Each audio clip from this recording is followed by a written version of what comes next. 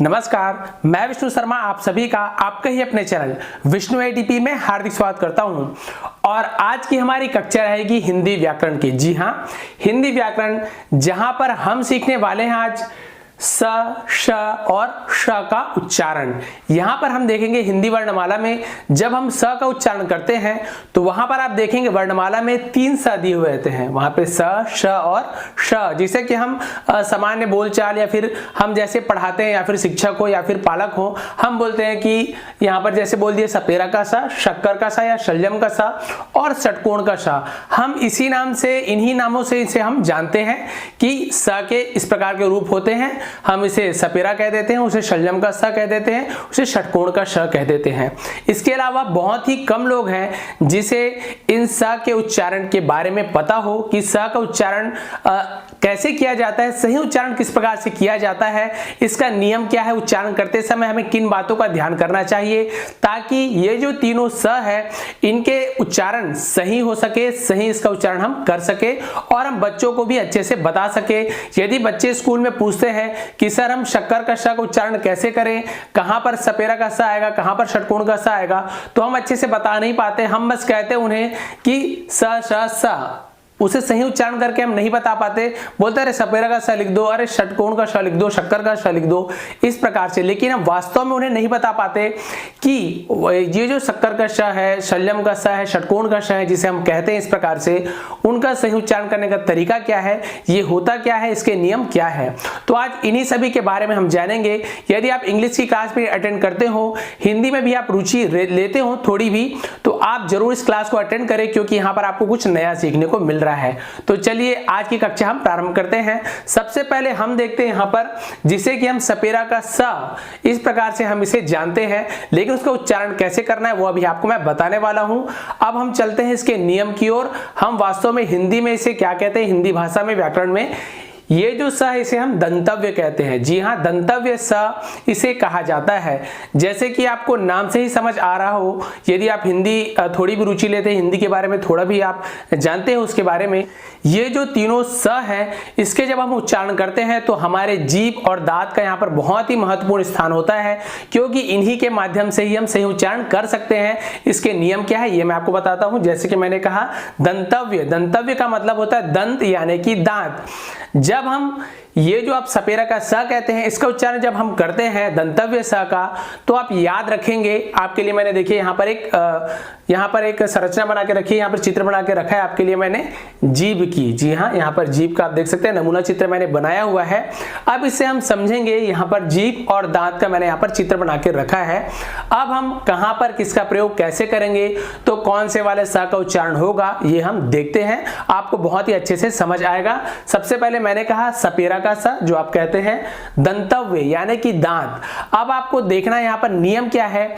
जब आपके जीभ का जो आगे का भाग है, ये वाला भाग, जैसे कि ये आपका जीभ है और ये आपका सामने का भाग है, जीभ के सामने का भाग, ये जो नुकीला भाग है वो जब हमारे दांत के नीचे वाले भाग में, हमारे जो दांत है उसके नीचे वाले भाग में जब टकराते हुए जब हम स बोलते हैं, जब टकराते हुए जीभ का जो सामने वाला भाग है, आगे का भाग है, वो जब हमारे दांत के नीचे वाले भाग यानी दंत मूल, मूल यानी जड़, दांत के नीचे वाले भाग में जब टकराकर जब हम स बोलते हैं तो उसका जो उच्चारण होता है, ये जो सपेरा का स बोलते हैं वैसे होता है। देखिए सपेरा, तो आप देखेंगे आपका जीभ, अगर सही उच्चारण कर रहे हैं आप तो फिर सपेरा, आपको जीभ को नीचे दांत में टकराकर वहां पर आपको स बोलना है। देखिए सपेरा। उसी प्रकार से मैंने और यहाँ पर लिखा हुआ है सागर। देखिए यहाँ पर जीभ ऊपर नहीं जा रहा है, जीभ नीचे ही है दांत में, दांत के नीचे और आगे भाग यहाँ पर टच हो रहा है। देखिए सागर। उसी प्रकार से समझना, यहाँ पर स,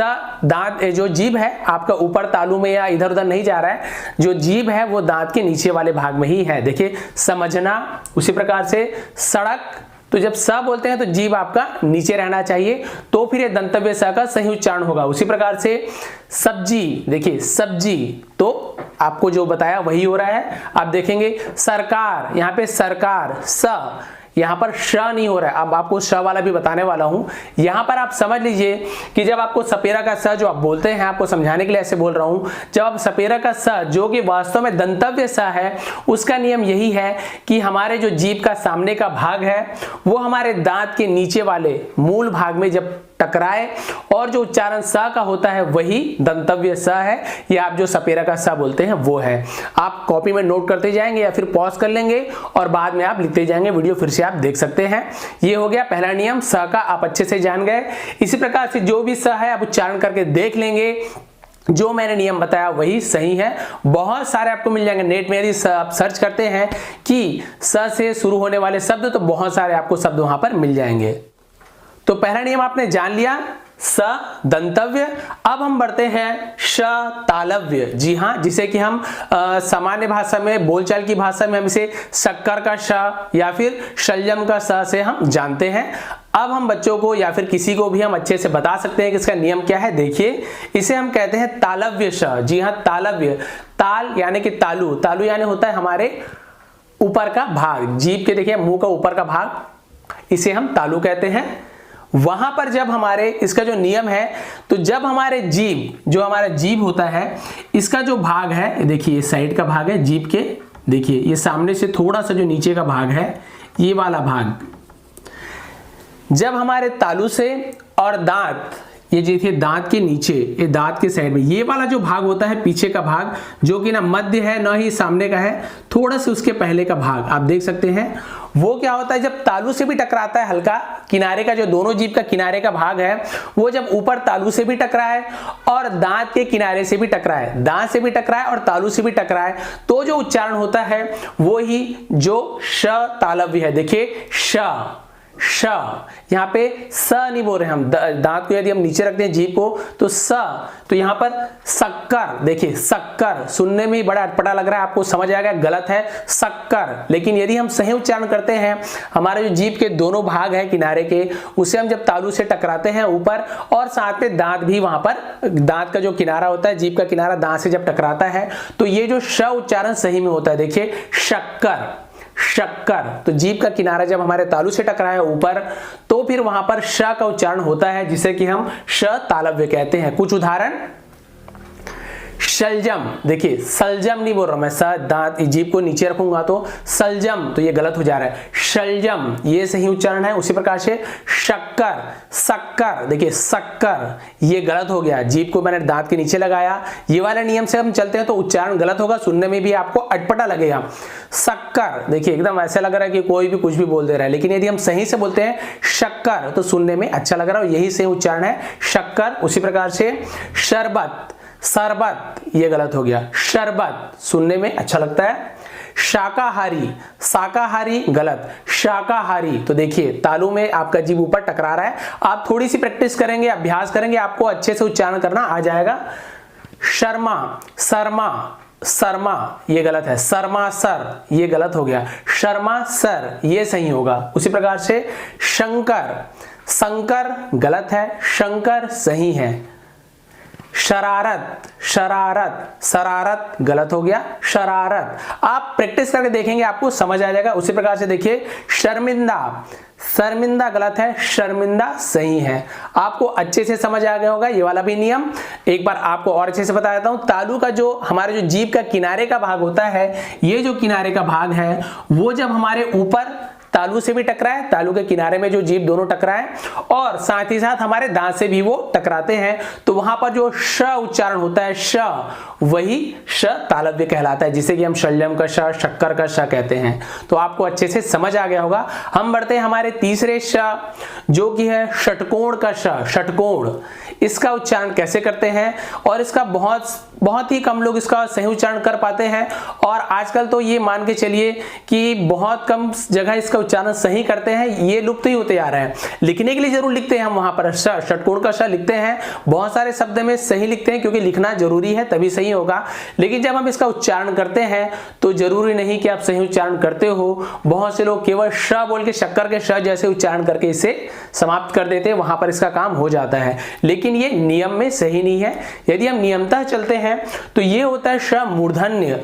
अब हम मूर्धन्य किसे कहेंगे? मूर्धन्य होता है जीभ का, मान के चलिए आप, बहुत ही सरल भाषा में आपको समझा रहा हूं, आपको बहुत ही ज्यादा पेचीदा यहाँ पे नहीं बताऊंगा। मूर्धन्य यानी मान के चलिए जब आपका जीभ तालू के जो पीछे वाला भाग होता है, सबसे पीछे वाला भाग यानी गहराई में, और थोड़े से गहराई में जब आप बोलते हैं श का उच्चारण करते हैं तो आपका जो जीभ है वो पीछे, यहां पर आप देखेंगे, देखिए ये जो जीभ का पीछे का भाग है जब वहां पर टकराता है तो वहां पर जो श का उच्चारण होता है, श, थोड़ा यहां पर गहराई होता है, श में थोड़ा भारीपन होता है जिसे कि हम बेस कहते हैं इंग्लिश में, तो जो श होता है वो ही स मूर्धन्य है। जैसे कि मैंने कहा पहला सा स, दूसरा श, लेकिन जब तीसरा सा बोलेंगे थोड़ा उसमें जो बेस है बढ़ जाता है, उसकी गहराई बढ़ जाती है। श, षटकोण, देखिए षटकोण, यहाँ पे षटकोण या षटकोण नहीं बोल रहा हूं मैं, यहाँ पर उसका बेस जो है थोड़ा बढ़ गया है, भारीपन आ गया है, षटकोण, तो ये सही श का उच्चारण है। उसी प्रकार से कुछ शब्द आप देखिए, षटकोण मैंने बता दिया। विशेष, विशेष, तो यहां पर देखिए ये स का भी उच्चारण हो रहा है, और आखिरी में षटकोण का श है वो आपको जीभ को वहां पर पीछे, वहां पर मूर्धन्य यानी अंतिम भाग में यहां पर ले जाना है। तो जब आप जीभ को पीछे ले जाकर मूर्धन्य में जब आप पीछे ले जाते हैं और वहां से जब आवाज निकालते हैं आप जीभ को पीछे ले जाकर सबसे आखिरी भाग में, तो जो श का जो उच्चारण होता है, वो जो श का उच्चारण है वही षटकोण का श मूर्धन्य, यही सही उच्चारण होगा। उसी प्रकार से देखिए धनुष, तो धनुष नहीं बोलेंगे, धनुष नहीं बोलेंगे, धनुष नहीं बोलेंगे, आप भारीपना श में धनुष, तो ये जो श है जो आपके पीछे वाले भाग से आ रहा है जीभ के और थोड़ा भारीपना है, धनुष, तो ये जो श है इसका सही उच्चारण होता है। उसी प्रकार से देखिए विष्णु, तो यहाँ पे श है उसका उच्चारण थोड़ा सा में भारीपना, विष्णु, तो देखिए श का उच्चारण थोड़ा पीछे से आपको करना है, जीभ आपके यहाँ पर पीछे वाले भाग में मूर्धन्य में आपके टकराएंगे तो वहां पर आपका जो श उच्चारण है सही होगा। तृष्णा, तृष्णा, तृष्णा नहीं, तृष्णा, तो स को देखिए थोड़ा भारीपना यहाँ पे आता है। उसी प्रकार के शुष्क, शुष्क, शुष्क नहीं, शुष्क, तो यहाँ पर देखिए स का भी उच्चारण हो रहा है शु, फिर हम स के लिए आधा स के लिए पीछे का भाग को यहाँ पर उच्चारण किया हमने शु श, तो ये जो श है आधा षटकोण का श वो पीछे से किए, और क, तो शुष्क, तो देखिए श है थोड़ा भारीपना आया। तो इस प्रकार से हम यहाँ पर जो षटकोण का स है मूर्धन्य, तो षटकोण का स का जब उच्चारण करेंगे तो आप थोड़ा सा उसमें भारीपना लाएंगे श बोलते समय, और जीभ को थोड़े पीछे ले जाते हुए आप जब उच्चारण करेंगे तो षटकोण का श का आपका उच्चारण सही होगा, षटकोण, इस प्रकार से। तो आप समझ गए हैं जीभ का जो सामने का भाग है वो जब दांत के नीचे टकराए तो दंतव्य, सपेरा, सरकार, उसी प्रकार से जब हमारे जो जीभ का जो किनारे का भाग है वो जब ऊपर तालू से, बीच वाले तालू से जब टकराता है और हल्के से दांत में भी टकराता है साथ में, जब दोनों का जब वहां पर समन्वय होता है एक साथ, तो जो श का उच्चारण होता है जिसे कि हम तालव्य कहते हैं, तो फिर वो श तालव्य का उच्चारण होगा। जैसे कि मैंने बताया शलजम, शक्कर, उसी प्रकार से षटकोण का मैंने बताया मूर्धन्य, बहुत ही पीछे वाले भाग, तालू का जो पीछे वाले भाग है, जीभ का जो पीछे वाला भाग है, जब वो टकराता है दांत और तालू से ऊपर, थोड़ा वहां पर भारीपना होता है तो वहां पर षटकोण श ये उच्चारण होता है, तो उसे हम श मूर्धन्य कहते हैं। तो आशा करता हूं आपको आज स, श और श इन तीनों में अंतर पता चल गया होगा। आज के बाद आप बच्चों को कभी भी नहीं कहेंगे कि आप ये लिखिए ये लिखिए, आप उन्हें उच्चारण करके समझाने का प्रयास करेंगे। आज के बाद बच्चे जब भी उच्चारण करेंगे वो सही उच्चारण करेंगे और आपका नाम हमेशा लेंगे कि हाँ हमें इस सर ने, हमारी ये मैम ने, या हमारे भैया ने, पापा ने, जिसने भी, आप जिसको भी बता रहे हो वो आपका नाम जरूर लेगा कि इन्होंने मुझे बहुत ही अच्छा तरीका बताया है, सही नियम बताया है। उसके बाद वो कभी भी शक्कर को शक्कर नहीं बोलेगा, उसके बाद उसे हमेशा कभी भी तकलीफ नहीं होने वाली। तो आपको यदि थोड़ी भी मेरी वीडियो पसंद आई हो तो जरूर लाइक करें, आप लाइक करना भूल जाते हैं, ज्यादा से ज्यादा शेयर करें ताकि जिन्हें भी इसकी आवश्यकता है इस प्रकार के वीडियो की उन तक ये पहुंच सके। यदि आप मेरे नए चैनल पे नए हैं तो सब्सक्राइब करना ना भूलें, बगल में बेल आइकन को जरूर दबाएं। बेल आइकन दबाने से होता क्या है, जब भी मैं वीडियो नया अपलोड करूंगा तो सबसे पहले आपके पास नोटिफिकेशन आ जाएगा कि हाँ सर ने यहाँ पर वीडियो अपलोड की है, तो आप जरूर देख सकते हैं। आप सभी का बहुत बहुत धन्यवाद।